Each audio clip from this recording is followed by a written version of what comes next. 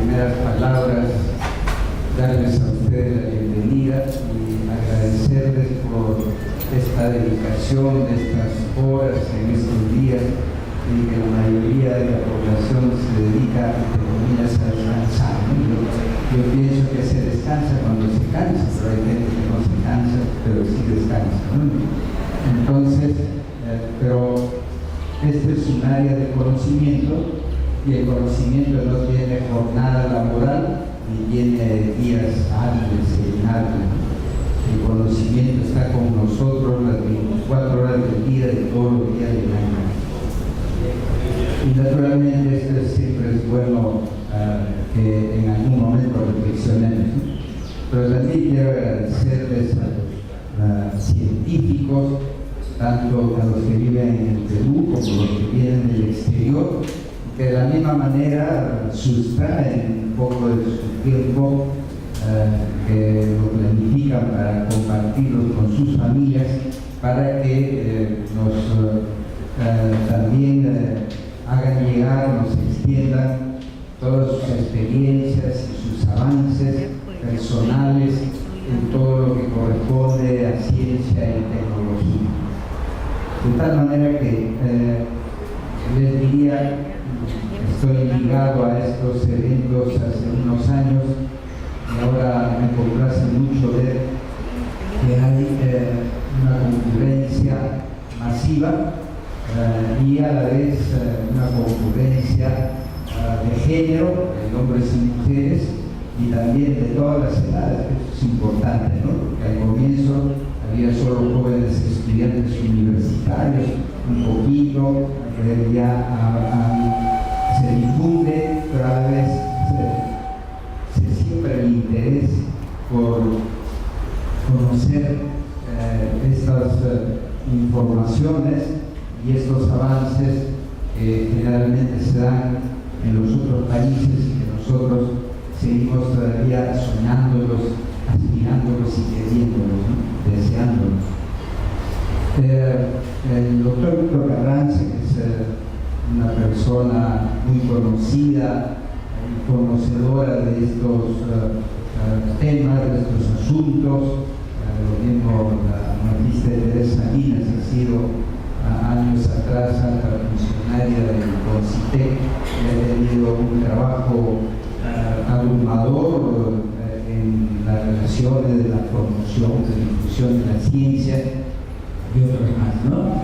Así que estas actividades a las cuales ustedes asisten es fundamentalmente el resultado de un grupo de profesores que con mucha voluntad se dedican a organizar esto y pueden constituirse en una oportunidad, como tienen ustedes y las tenemos todos nosotros, de por lo menos tener nociones de cuánto avanza la humanidad, fundamentalmente en los países organizados, en los países que llamamos desarrollados, porque han avanzado justa y necesariamente sobre la base del impulso del conocimiento, ¿no? Al punto que ahora cuando se habla de la riqueza de los países, esta no se establece por los recursos naturales que tiene el país, sino por el conocimiento que genera el país, ¿no? Por eso dicen,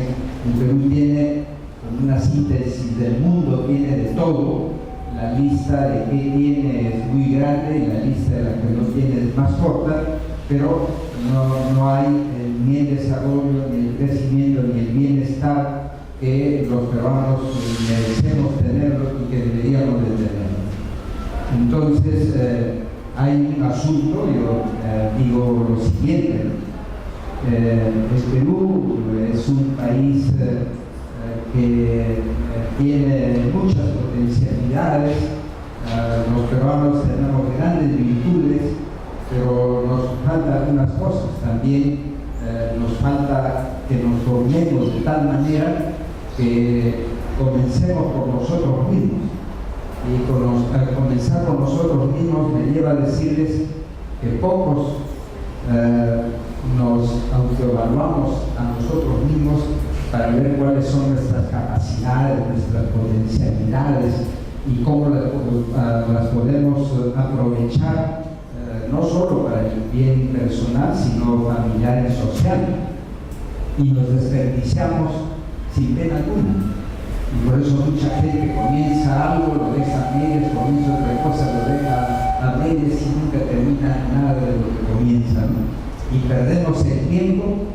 Yo digo, el Perú debería recibir el premio Nobel de pérdida del tiempo y el desperdicio del tiempo. Y nosotros desperdiciamos el tiempo, no nos duele, no nos da pena. De tal manera que esto se sintoniza más con las distracciones que hay ahora. Entonces, el que menos quiere tener una vida fácil, una vida tranquila, ahora se estresan por simplezas.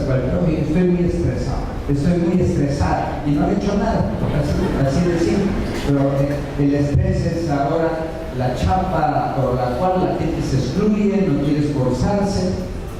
Antes hablábamos de la ley del menor esfuerzo, ahora después bajamos al mínimo esfuerzo y ahora creo que estamos por cero esfuerzo.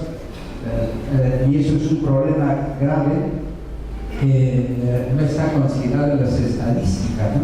Pero que tiene que ver con el destino de cada una de las personas. Todos nosotros queremos estar bien, pero yo les pregunto, ¿qué haces para estar bien? ¿Quieres ser un profesional exitoso? ¿Qué estás haciendo para ser un profesional exitoso? ¿Quieres ganar bien? ¿Qué estás haciendo desde ahora para que en adelante ganes bien? La formación universitaria pues tiene sus consecuencias y sus resultados después, no en el momento.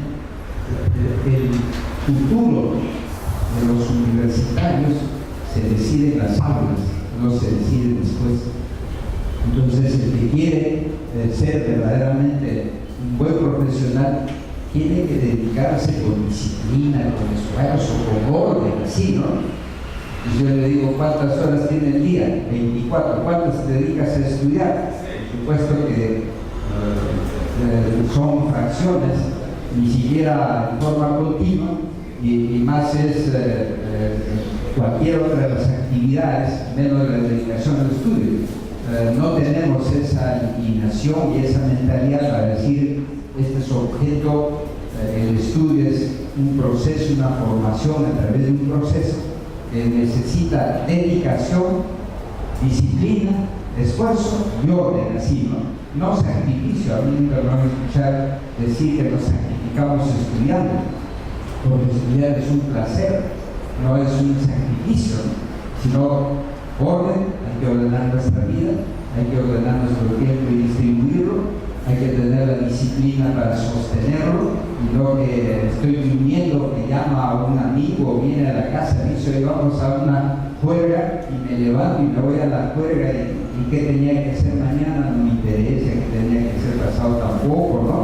Entonces, con vidas así nos desperdiciamos, ¿no? Entonces, en el Perú tenemos una experiencia que vivimos muy bien pagados de nuestra suerte de ser peruanos, porque este país es un paraíso y una maravilla, nos permite vivir y sobrevivir con cualquier presupuesto. Sabemos hasta con mínima cantidad de dinero las personas pueden vivir, cuando en otros países, si no tienes un mínimo de tanto, no puedes vivir, ¿no? Porque todo se compra. Aquí todavía estamos adquiriendo cosas importantes.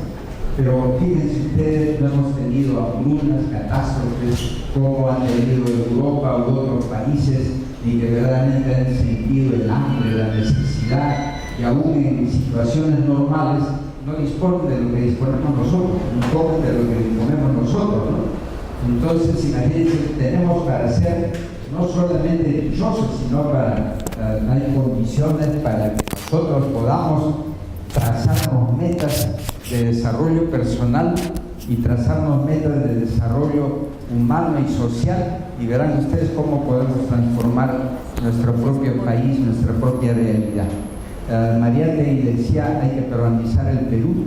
Yo me he permitido, por supuesto, un poco atrevidamente modificar eso y digo, hay que peruanizar a los peruanos, ¿no? Porque el Perú es la abstracción, es el Estado. ¿no? A cada uno de nosotros nos tenemos que peruanizar sobre la base de conocer nuestra realidad, de conocer nuestros talentos y simplemente vernos en muchos casos que viene un extranjero, viene sin dinero y aquí hace dinero, acá se vuelve rico, ¿no? Y nosotros los peruanos siempre estamos pobres, ¿no? ¿Por qué?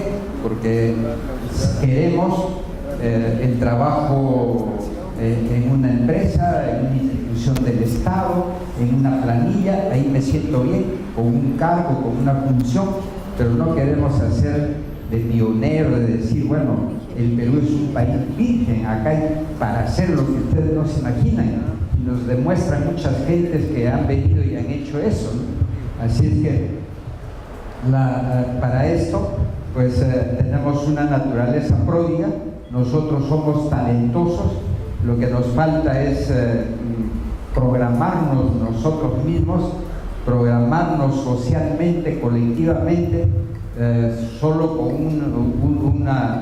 un compromiso central, un deber central, que es trabajar. Y dentro del trabajo el estudio, ¿no? Tenemos que estudiar y tenemos que trabajar, que serían las formas como podemos salir adelante. De lo que ha expresado el doctor Carranza, pues queda en pie que para que haya ciencia, tecnología, innovación, pues se necesitan tres componentes totalmente infaltables.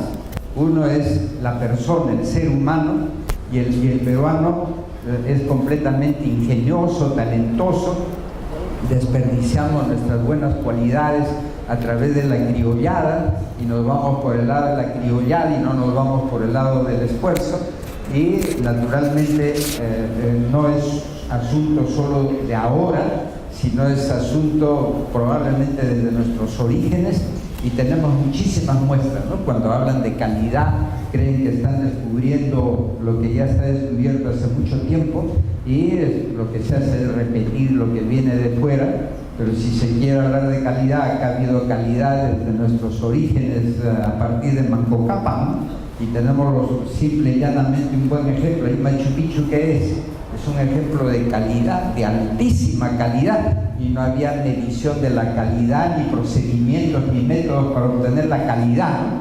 ¿Qué se necesitaba? Voluntad, deseo de hacer, ¿no? Así, a más intuición que conocimiento, ¿no? Entonces yo le digo, en mi vida como administrador, digo, yo necesito y las instituciones necesitan y el país necesita personas que quieran hacer, no tanto personas que se dedican solo a pensar y que después no hacen nada, ¿no? Entonces digo, yo prefiero que haya una persona que tenga muchísima voluntad de hacer a otra que tenga una inteligencia muy destacada pero no quiere hacer nada. Entonces no se avanza en nada. El asunto no es tanto de solo ideas, sino es de acción, es de trabajo, no es de trabajo.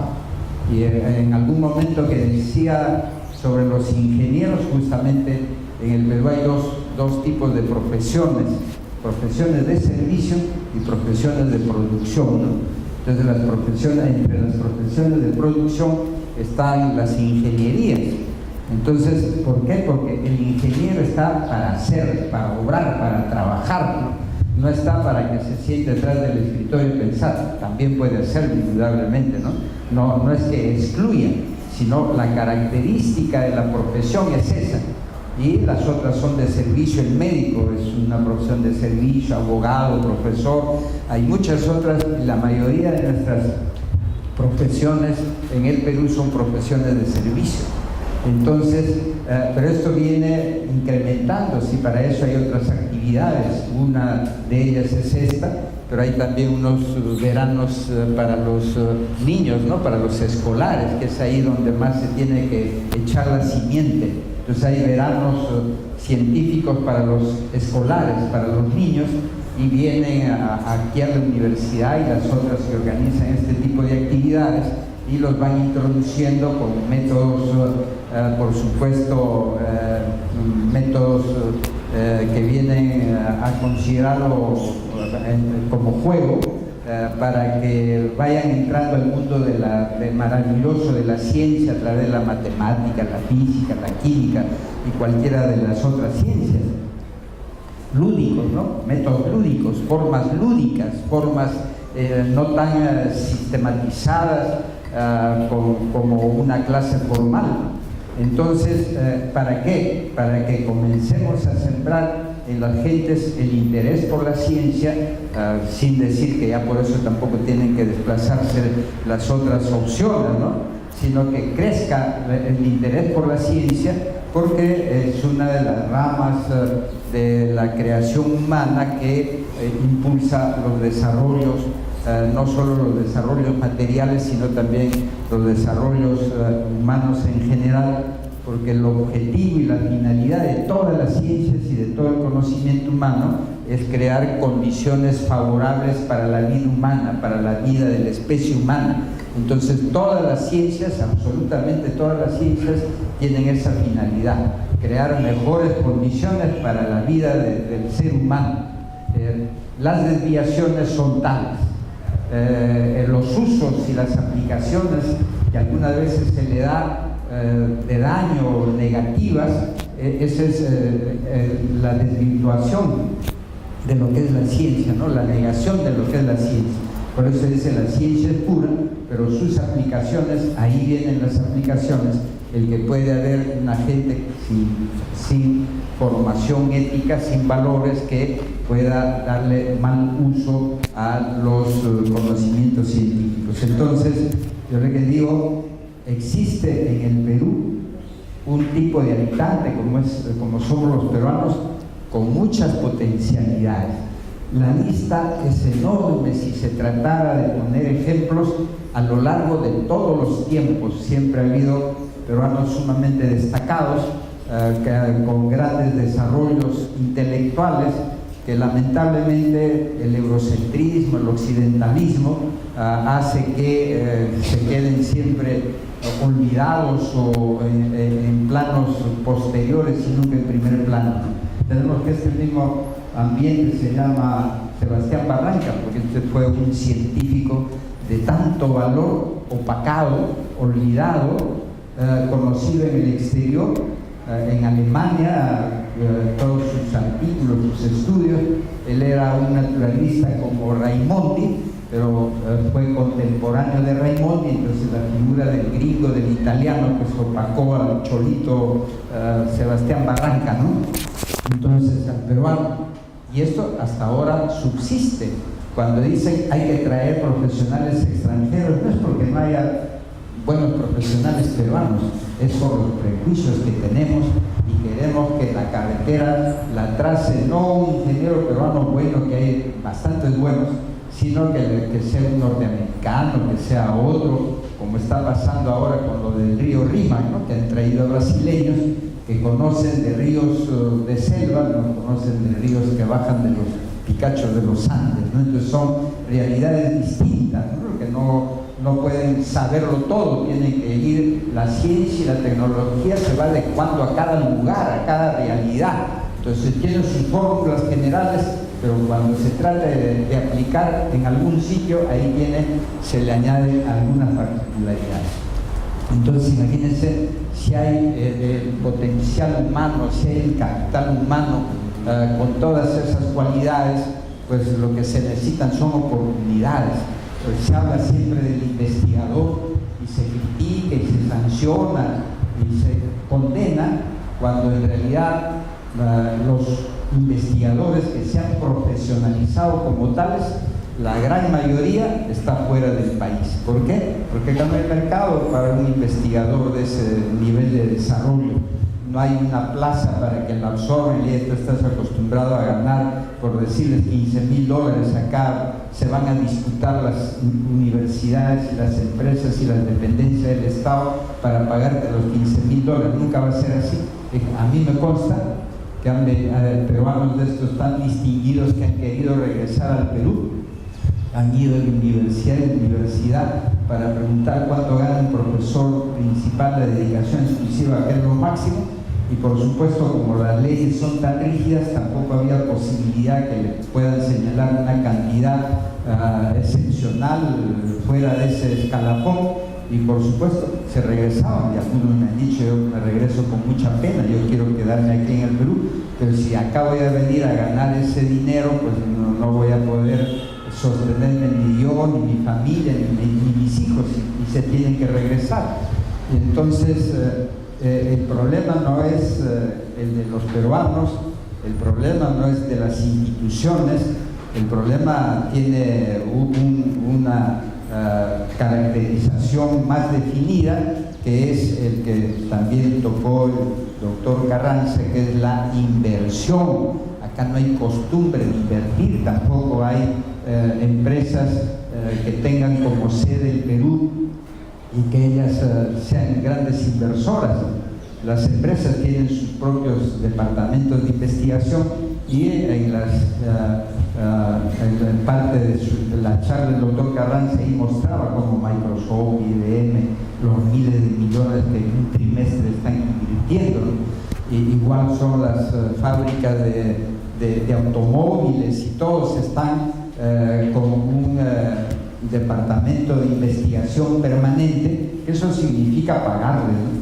Si bien en la docencia universitaria, los profesores que nos dedicamos a la enseñanza podemos trabajar en varias universidades y así levantar un presupuesto, pero el investigador no puede hacer eso. El investigador tiene que dedicarse única y exclusivamente a lo que está investigando, y forzoso y necesariamente tiene que ganar bien para que esté tranquilo. Lo que yo he visto en universidades y en institutos de investigación del primer mundo, en primer lugar, es una infraestructura que parece de película para nosotros. Yo decía que estoy en la realidad, o es un cine, ¿no? Y eran edificios enteros, con pisos enteros, con instalaciones de todo tipo, con equipos de todo tipo, y los investigadores tienen su llave de su laboratorio y se pueden quedar las 24 horas del día, pueden quedarse todos los días que quieran. No hay ahí que este laboratorio puedes usarlo lunes y miércoles de 8 a 11 de la mañana, ¿no? Con eso nunca se hace investigación, pero esa es nuestra realidad, ¿no? Y están ahí sábado, domingo, feriado, no se van a su casa, porque las ideas no tienen un lugar convencional de decir mañana de trabajo de 8 a 4 de la tarde, entonces yo ahí convoco a las musas y las musas vienen, me dan las fórmulas, después salgo a divertirme, un recreo para mi cerebro, al siguiente día otra vez de 8 a 4 las convoco, y son tan flexibles y tan cariñosas las musas que vienen y oye, esto se resuelve el siguiente, ¿no? Eso nunca, pues, ¿no? Entonces se necesita que haya todo un conjunto de instituciones, de necesidades, de instalaciones. Lo que yo les puedo decir aún, aquí en el Perú hay algunas empresas subsidiarias, estas grandes transnacionales, que por supuesto tienen su sede, su domicilio institucional en otros países. Y he tentado de decirles, de hablarles de programas de investigación para que ellos puedan financiar. Por supuesto que acá no financian. ¿Por qué? Financian en su país de donde son, ¿no? De donde tienen su sede central. Entonces, si uno hace esa triangulación, sí, pero tendría que venir de allá para acá, no directamente de acá. Entonces, en la realidad, pues hay muchas situaciones que no crean las condiciones para que haya productos. Lo que se requiere, si no hay industria, ¿quién consume?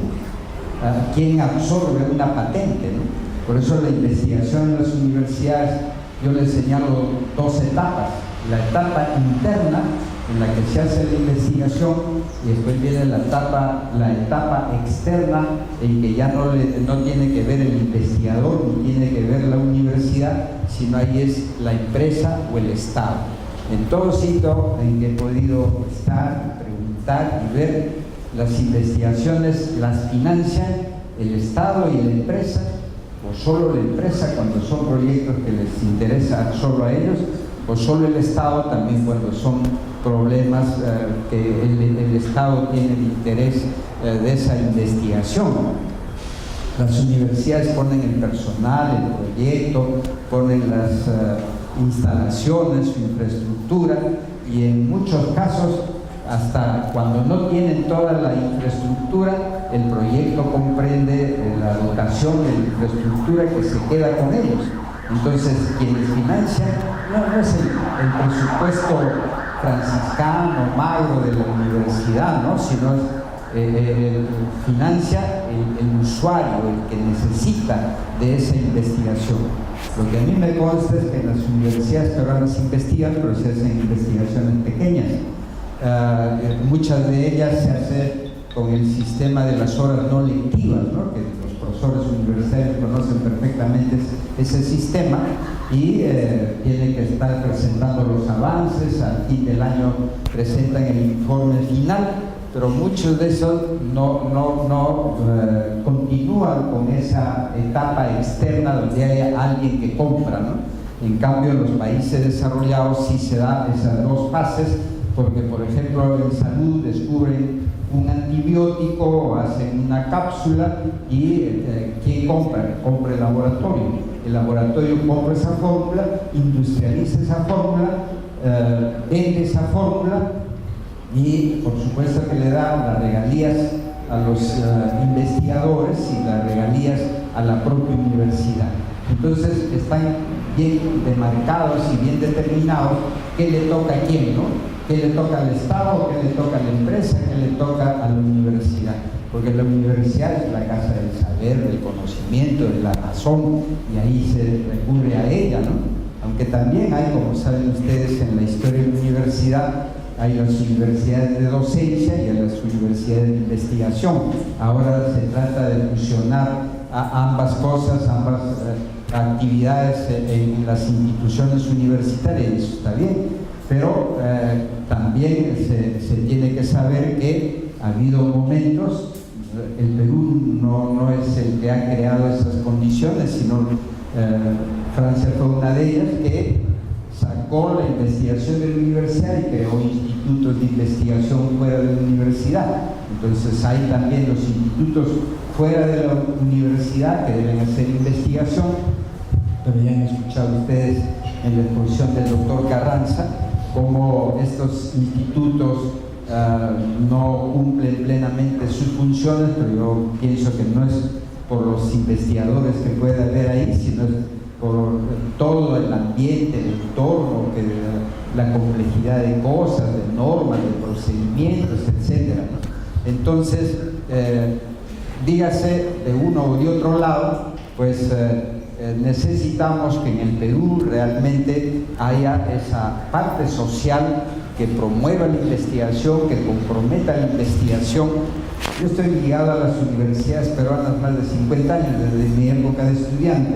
He sido yo dirigente estudiantil en San Marcos, yo soy sanmarquino, y desde esas épocas me acuerdo que no había empresas que recurrían a la universidad para pedirle a una investigación.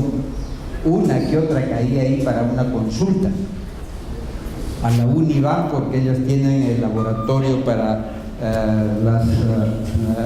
los denuncios de minas, ¿no? Para que hagan los estudios de la ley de los metales y algunas cosas como esas. Y tiene servicios y tiene empresas, ¿no? Pero el hecho es que para que en el Perú se investigue, tiene que darse un salto, pero un salto completo para cubrir todas las áreas que implica que la investigación funcione como debe de ser, como una actividad de altísima especialización, que esas personas necesitan, que tengan todas las condiciones laborales y las demás, las complementarias, para que puedan producir. En el exterior tenemos una cantidad enorme de peruanos que destacan en las universidades por la investigación. Yo solo les puedo decir que asistí en una oportunidad a una reunión iberoamericana en una universidad norteamericana y venían los delegados de universidades de otros lugares del mundo. Al final, ¿quiénes eran? Eran peruanos. Llegó hasta uno de la Universidad de Seúl. Y entonces viene la Universidad de Seúl, ¿no? Al final, un peruano que está ahí, que se ha destacado ahí, y venía como representante de la universidad. Entonces yo decía, este parece un congreso de peruanos que trabajan en el exterior, ¿no? En otro sitio que no era el Perú, ¿no? En este caso era Estados Unidos. Y he visto a jóvenes estudiantes sustentar ponencias muy sustantivas y muy buenas, ¿no? Entonces aquí hay mucho talento que lamentablemente se desperdicia por la falta de procedimientos, por la falta de mecanismos, por la falta de fondos y de valoración de la propia sociedad. Si recurrimos a las biografías, vamos a ver el que inventó el linotipo y era precursor del viaje de la navegación submarina, pues fue motejado de loco, ¿no? Loco, se murió como loco con sus planos, nadie lo valoró, ¿no? Y así podríamos hacer, revisemos las biografías en el Perú de estos genios peruanos, y su vida no ha sido de realización, sino ha sido una vida de frustraciones si se quedaron acá. Si salieron, pues han tenido el desarrollo y han cumplido con los objetivos que ellos se han trazado, ¿no? Entonces, considero que nosotros estamos en el límite del tiempo. Si tendríamos que recordar algunos actos de nuestra propia historia, pues nos acordaremos que hizo Pizarro en la isla del Gallo, ¿no? Entonces Pizarro en la isla del Gallo sacó su espada, trazó una raya y dijo: los que quieren ser ricos pasan esta raya porque nos vamos al sur, y los que no pasan, ¿no? Y pasaron 13, que son los que se van a llamar los 13 del Gallo. Nosotros no vamos a hacer para conquistar a nadie, sino conquistar el conocimiento, conquistarnos a nosotros mismos y conquistar el desarrollo, el bienestar, el futuro, ¿no? Porque está en nosotros.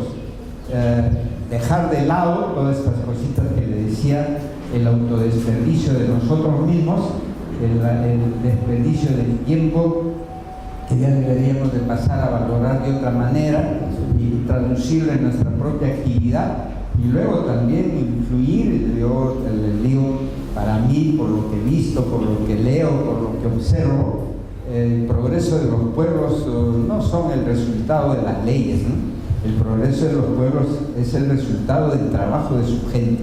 El día que nos pongamos a trabajar como verdaderamente se debe trabajar, yo creo que nadie nos para. Acá tenemos al doctor José Matos Mar, y saben ustedes que el doctor José Matos Mar publicó un libro hace 40 años que es Desborde Popular y Crisis del Estado, ¿no? Y entonces él, después de 40 años que ha observado y que ha seguido estudiando, ha publicado el siguiente libro, que lo hemos publicado en nuestra editorial, donde demuestra cómo estos migrantes andinos que han venido a invadir terrenos, a vivir informalmente, cómo se han transformado ellos y han transformado al Perú, y lo hacen al Perú como un país que puede convertirse en un país rico, y él le llama una revolución de esta naturaleza cultural, sin sangre, sin armas y sin nada. Y es cierto, ¿no? Ahí está, por ejemplo, estos grupos que se llaman emergentes, está muy a la vista de todos nosotros el caso de los olivos y otros más, que es apunte trabajo, ¿no? Antes se veía más cercanamente eso, porque la población no había crecido tanto como ahora, en que se ha impersonalizado mucho más las relaciones, pero nosotros tenemos grandes virtudes, y lo que debemos de hacer es conservarlas, acrecentarlas, mejorarlas con el estudio, y no hay mejor cosa que el estudio. Pero a todo esto, lo único que les podría agregar para poder dejarlos en libertad es esta palabrita, la libertad. Si nosotros le tomamos el sentido y el trasfondo de toda esta explicación de ciencia, tecnología e innovación, que se liga a las universidades, la universidad es una institución de libertad que tiene dos finalidades fundamentales. Una, formar al ser humano integralmente, usando todas las manifestaciones de la cultura, ¿no? En lo que es docencia, investigación, extensión universitaria y producción de bienes y prestación de pero a la vez el otro núcleo que le da sentido de vida institucional a las universidades es la creación del conocimiento. Y para formar al hombre y para que el conocimiento se desarrolle, se necesita libertad. Sin libertad no habrá nada, ¿no? Así, no. En la historia hay varios casos. Un caso fue la Edad Media, como recordamos, ¿no? El religiosismo fue tan fuerte que frenó el desarrollo de la ciencia. Entonces no hubo ese salto hasta el Renacimiento, ¿no? Entonces, ¿por qué? Porque no había libertad. Ya saben que había por un lado la persecución a través de lo que era el Tribunal de la Santa Inquisición, el índex, la prohibición de determinadas lecturas y el castigo para el que leía lo prohibido y al que dudaba de el conocimiento científico. Y ahí está el caso de Galileo Galilei, que tuvo que retractarse para no caer en las horcas de la Santa Inquisición, ¿no?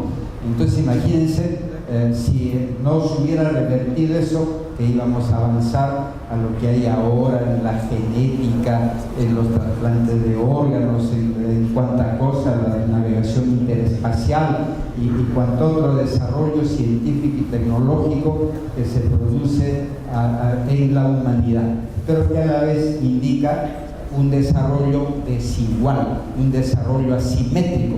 Por un lado, el hombre habría llegado a la luna, pero por otro lado sigue la discriminación, sigue la injusticia, sigue cuanta otra cosa que es el oprobio de la humanidad. Entonces hemos desarrollado mucho en unos aspectos materiales, pero todavía seguimos con una fuerza interna que no controla toda nuestra humanidad.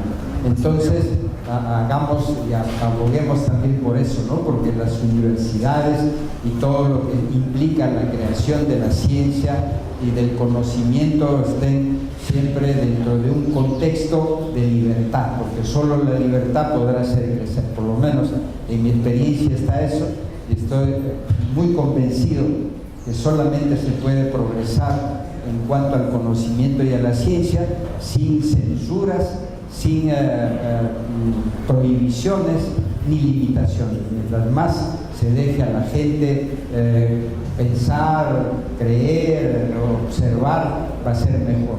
Solamente ha habido una experiencia importante muy cerca a nuestras fechas que vivimos, la del CONCITEC, cuando el presidente era el ingeniero Carlos del Río, que llegó en un año a editarse 2000 títulos, porque en ese tiempo el CONCITEC parecía que no era un órgano del Perú, ¿no? Porque uno presentaba un proyecto de publicación de un libro, presentaba y al poco tiempo lo llamaban para decirle ya está aprobado, venga a recoger su cheque. Esa costumbre no hay en el Perú. Entonces imagínense, batió récord, en un año 2000 títulos.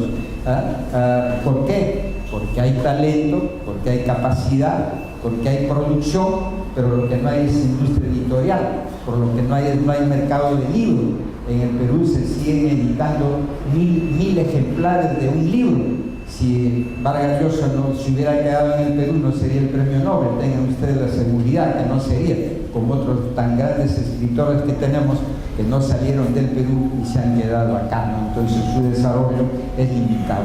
Entonces imagínense ustedes qué es lo que falta. Falta estos programas, estas políticas, que se seleccionen a los mejores alumnos y se los mande al primer mundo a calificarse, pero pagados, ¿no? Pagados por el Estado, y naturalmente regresarán porque se los manda para que estudien.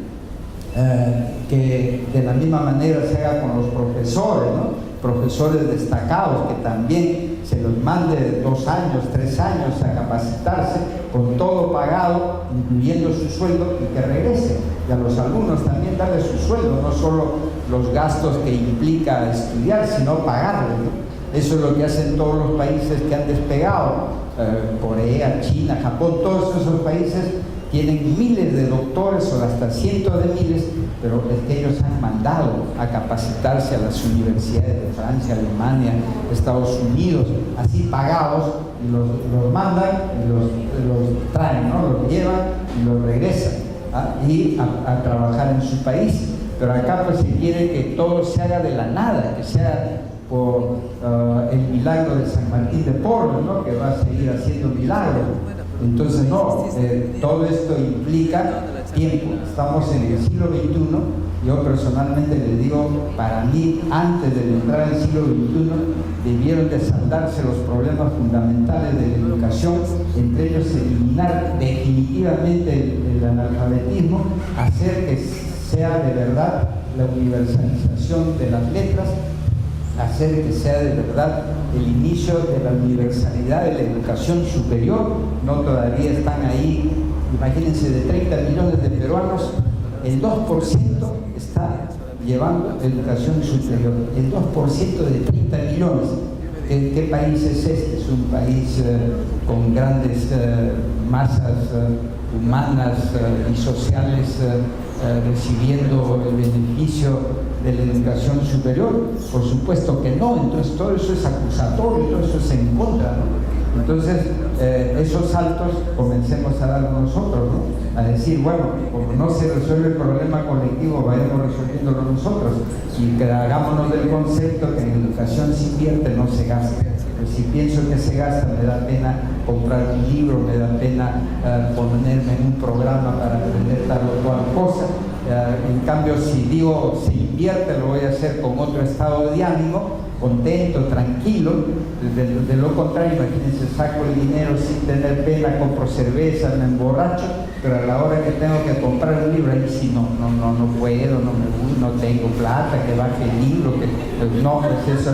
Entonces las paradojas, en el Perú se producen millones de litros de cerveza y leche.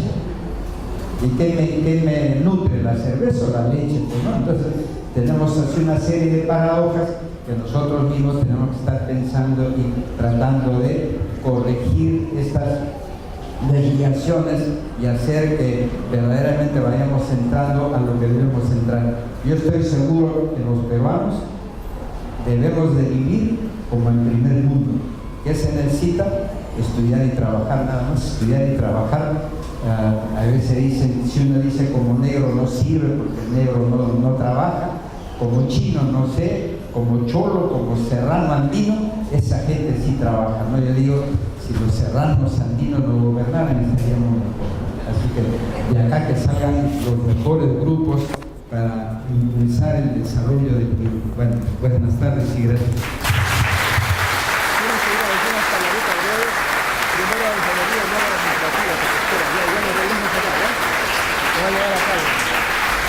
Unas palabritas, regresa luego.